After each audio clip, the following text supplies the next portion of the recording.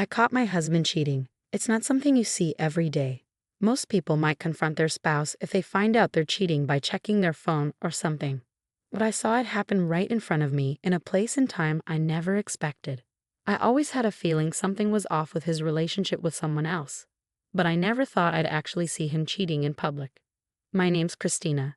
I stay at home with our 6-year-old son. The day I saw my husband cheating, he had a day off from work, and we planned to go out together as a family. But when I woke up, he was already gone. I got a message from him saying he was taking care of his sister, who had a high fever. He said no one else was home, so he'd be back in the evening. I felt disappointed. I had promised my son we'd go to an amusement park, and he was really looking forward to it. I knew my husband had been busy with a big work project lately, and he hadn't had a break in months, so this was supposed to be a rare chance for us to spend time together. But instead, he went to take care of his sister. She's engaged, so he could have let her manage on her own. But my husband has always been overly attached to his sister. He even told me he was attracted to me because I reminded him of her, which always made me uncomfortable. She's a lovely person, but being compared to her felt strange. My husband used to talk about wanting a son and daughter, and he used to initiate intimacy often. But since our son was born, that's changed. Now it hardly happens at all. We're still young, and he used to enjoy intimacy, so I'm worried he might be doing it with someone else. I understand. Forgiving someone for betraying your trust can be really tough. But what's even more frustrating is that my husband seems to vanish even on his days off, like today. It wouldn't hurt for him to spend some time with our child once in a while, right? Our kid adores him and gets upset when he's not around. But my husband seems indifferent towards our child. He doesn't bother with birthday presents or show up for school events. No matter how much free time he has, he often comes home early but just locks himself away to play games all day. He hardly even sees our son anymore. At this rate, our little boy, who used to be so close to his dad, might start feeling like he's just a stranger. And here's the thing, my husband keeps saying he's busy with some big project. But that's a lie. He's hardly ever home. So I asked an old classmate who works at the same company as him if my husband is really that busy. Turns out, my husband's not known for being a workaholic at all. People actually joke that he's more of a desk-warming employee who doesn't have much to do and always looks bored. He clocks out on time every day. Hearing this confirmed my suspicions. Despite claiming to be swamped with work, his paycheck hasn't changed much, and he never seems tired from working overtime. It just doesn't add up, and it makes me wonder if he's cheating. Feeling pretty frustrated, I finished making breakfast. When I checked the time, I noticed something odd. Normally, my son wakes up by 7 a.m., even if I don't wake him, but it was already past that time. If we didn't hurry, he'd miss the nursery school bus. So I hurried to wake him up. In his room, he was still fast asleep. I tried gently waking him by saying, "It's morning, wake up." But instead of a response, he let out a groan of pain. Worried, I reached out to feel his forehead. It was burning up. I called his name and gently shook his shoulder. He barely opened his eyes and said, "Mom, I can't breathe." My heart raced.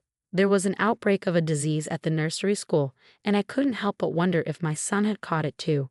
I'd heard about kids dying from it, so I was seriously scared for my son's life. Feeling desperate, I tried calling my husband, but he didn't pick up. I couldn't wait for an email reply, so I reached out to my mom, who's a nurse, for advice. Following her instructions, I quickly made an ice pack and checked my son's temperature. It was really high, over 102.2 degrees Fahrenheit. I called an ambulance and made sure my son drank plenty of water while we waited. My mom mentioned it might be a heat stroke, too. Because of infection risks, I couldn't ride in the ambulance, so I took a taxi to the hospital my son would be taken to. I kept trying to reach my husband, even though I knew it probably wouldn't work. And as expected, it didn't. So I left him a message online, hoping he'd see it and show up if he cared enough. At the hospital, I waited outside the emergency room, praying for my son's quick recovery. In the past, I lost my father after he was rushed to an emergency room. I couldn't shake the fear that the same might happen to my son. But my mom, who was there to support me, kept reassuring me, saying, "It'll be okay.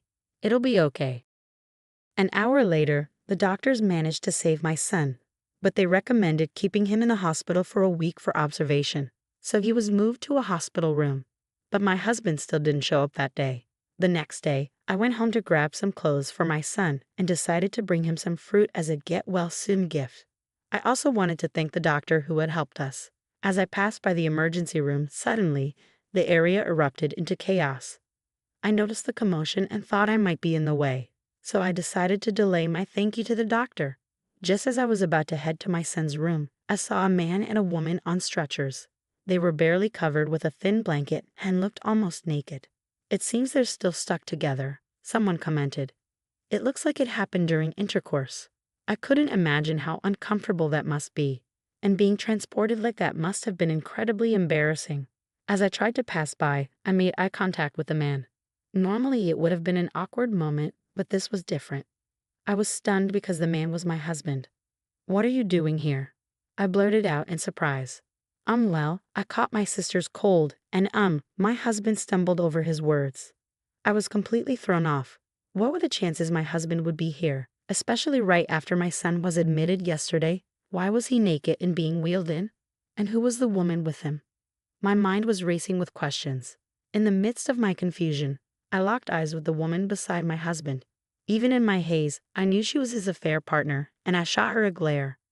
Her face looked strangely familiar, and then it hit me. Why is Christina here? That voice snapped me back to reality. Of course, the woman was my husband's sister, Brenna. Time seemed to slow down in that moment. I had suspected my husband of lying about taking care of his sister and meeting another woman, but this was beyond what I had imagined. Even if he came to see our son, showing up stuck together with another woman, especially his own sister, was just too much. Despite my urge to confront them, I had to hold back and wait for their treatment since they were being taken away on stretchers. I knew they couldn't escape, so I decided to address the situation later. With that in mind, I headed to visit my son, my initial reason for being there. But inside, I felt sick with worry. Spending time with my son helped me sort through my feelings a bit. When I checked my phone, I saw a barrage of messages from my husband online. As expected, he was trying to cover up the situation, not even mentioning our son being in the hospital. I chose to ignore him and waited a little longer. After a while, the doctor who had treated my son the day before came by. With a smile, the doctor said, "Your son is doing really well. He's recovering faster than expected. His fever has gone down and his condition has stabilized. We initially worried about an infection, but it seems he had heat stroke along with a cold." The doctor praised me for making sure my son drank plenty of water, saying I was a smart mom. But really, it was mostly thanks to my own mom. I made a mental note to get her some nice meat as a gift next time. I thanked the doctor sincerely with a deep bow. But despite feeling relieved about my son's health, I knew I was about to face a tough situation. As my anger simmered inside me, I quickly adjusted my expression into a smile for my son's sake. "Mama's not mad, sweetie. I'll be back soon," I reassured him. Leaving the hospital, I called my husband, who had left me over 100 missed calls. The moment he answered, he launched into excuses. "It's not what you think. There's a reason," he started saying. It struck me that he had his priorities all wrong. Shouldn't he be worried about our son first? Well, a man so wrapped up in an inappropriate relationship with his own sister without a care for our son wouldn't bother worrying about him. I thought bitterly. With a husband like that, I couldn't help but worry about our son's future. I couldn't see any change in my husband's behavior, so I made up my mind to divorce him. "You were too busy with that, even when our son was suffering, huh? I bet you found time for it whenever you please, even with your own sister." It's sickening. I spat at him. He was left speechless. "And just so you know, I've already informed your parents. I won't involve your workplace, though. It'd be a problem if you couldn't pay alimony and child support."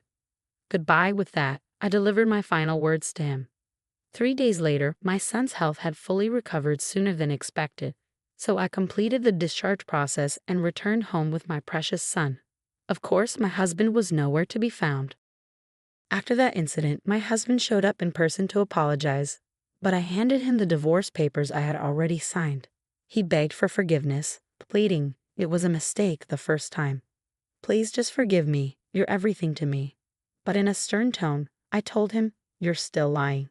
Even now. I already know everything. Your sister confessed everything." I knew my husband wouldn't accept the divorce easily, so I first approached his sister, who was involved in the affair. "Congratulations on your upcoming wedding," I said to her. Thank you. I wanted to send you a message, but I thought of a better idea. Want to hear it? She replied. You're not going to tell anyone about this, right? She pleaded. Oh, I plan to. I want everyone to see who you really are. It'll be crystal clear, I said with a smirk. Please don't. It'll ruin my life, she begged. Pretending to think it over, I kept smiling. Well, I guess I could keep quiet if you tell me exactly how many times you were with my husband. Then we'll see. Though your brother will still feel betrayed. What's your choice? Without hesitation, my sister-in-law spilled everything. Please, don't tell him. I'll tell you everything, she admitted easily. When I confronted my husband about his affair with his sister, he was so shocked that he fainted. When he came to, he signed the divorce papers and left our home feeling defeated. I hired a lawyer to handle our divorce proceedings, demanding custody of our son, alimony, and child support from my husband. At first, he tried to negotiate the terms, but when I hinted at revealing more, he agreed to my terms and left the lawyer's office. Somehow, news of the affair spread to my husband's workplace, and he faced severe consequences. A month later, he lost his job and had to take up a job in a food factory, putting strawberries on cakes to make ends meet. At the factory, he became the subject of gossip among younger colleagues, making him feel uncomfortable. Meanwhile, despite me not revealing the truth, my husband's sister's engagement was called off, and her reputation suffered. It turns out her boyfriend suspected her of cheating, just like I did, and hired a private investigator.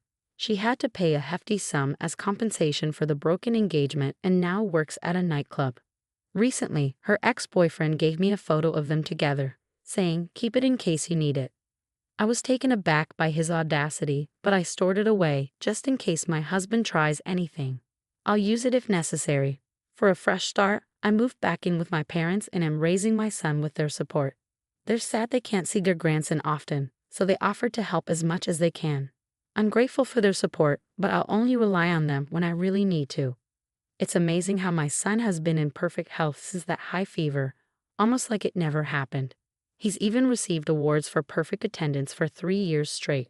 He seems to have completely moved on from his biological father and is enjoying life to the fullest. That brings me more joy than anything else. Oh, I almost forgot to mention, our family has expanded with the addition of Angel, the white cat who's now comfortably sleeping on my lap. Angel used to visit our yard often before we moved, and when I went to bid him farewell, he hopped onto my lap and stayed there. I couldn't bear to leave him behind, so I brought him with me to my parents' house. Now he's become close with my parents, and he's just as dear to me as my son. Looking ahead, I want to witness my son's growth alongside my parents and Angel. As I sit here on the porch, gently stroking Angel, that's what fills my heart with warmth and contentment.